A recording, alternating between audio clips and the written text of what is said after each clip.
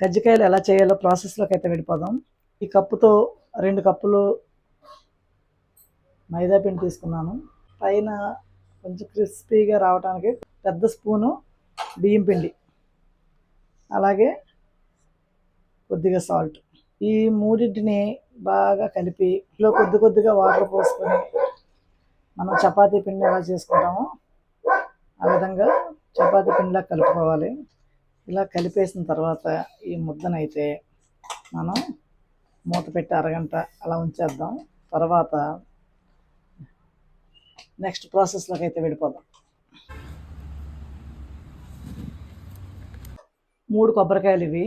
3 కొబ్బరికాయలని ఇలా ముక్కలుగా కట్ చేశాను. నేనైతే కొబ్బరి కోరలేదు, మిక్సీలో వేసేస్తున్నా. దీనైతే మిక్సీలో కొంచెం బరకగా పట్టేస్తాను. చూసారా, కొబ్బరి కోరుకోవటం కష్టమైనప్పుడు ఈ విధంగా మనం చేసుకుంటే త్వరగా అయిపోతుంది.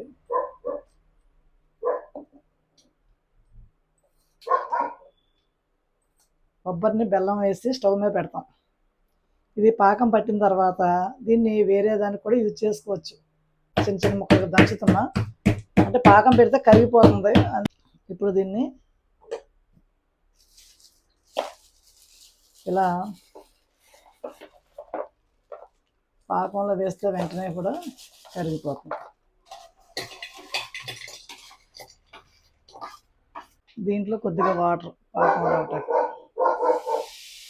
బెల్లం బాగా కరిగింది. ఇప్పుడైతే ఇందులో ఇది వేసేస్తున్నాను, కొబ్బరి.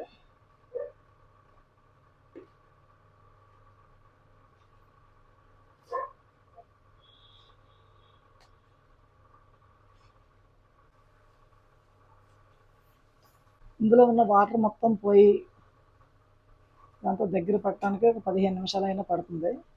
బాగా తిప్పుతూ ఉండాలి, తిప్పకపోతే అడుగుండిపోతుందండి.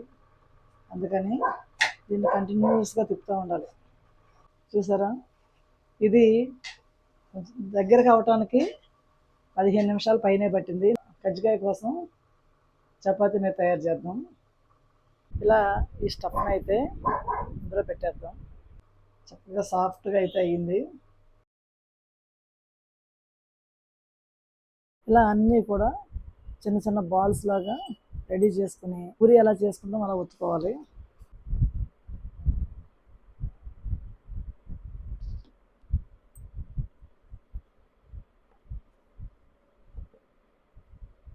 పూరి సైజులో మనం ఇలా ఒత్తుకుని, చూసారా, ఇది కజ్జికాయలు చేసి చెక్కండి. దీనికి కొద్దిగా ఆయిల్ అప్లై చేస్తున్నాను. ఇలా ఆయిల్ అప్లై చేయడం వల్ల ఇది ఈజీగా దీని నుంచి సెపరేట్ అయిపోతుంది. స్టఫ్ని అయితే ఇందులో పెట్టేసి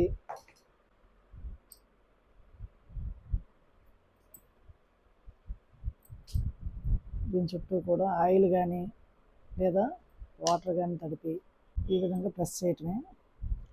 ఇది ప్రెస్ చేసేటప్పుడు గట్టిగా ప్రెస్ చేయాలి, లేకపోతే లోపల ఉన్న స్టఫింగ్ అంతా కూడా ఊడిపోతుంది. చూసారా,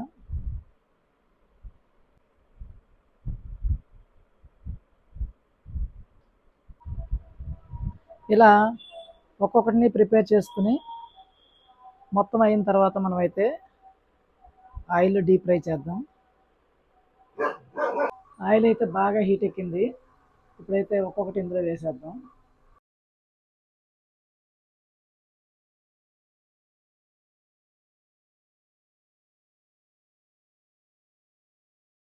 ఇలా తిప్పితే ఈవెన్గా కాలుతుంది. ఇలా మొత్తాన్ని పక్కకు తిప్పుకొని 2 వైపులు బాగా కాలిన తర్వాత సర్వింగ్ ప్లేట్లో తీసేసుకోవటమే.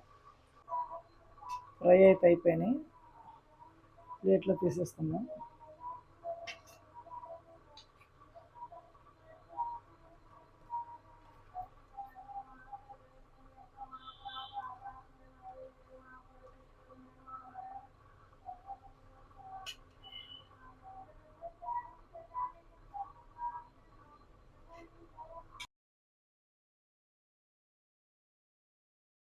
ఇవి వారం రోజులు అయితే నిల్వ అయితే ఉంటాయి.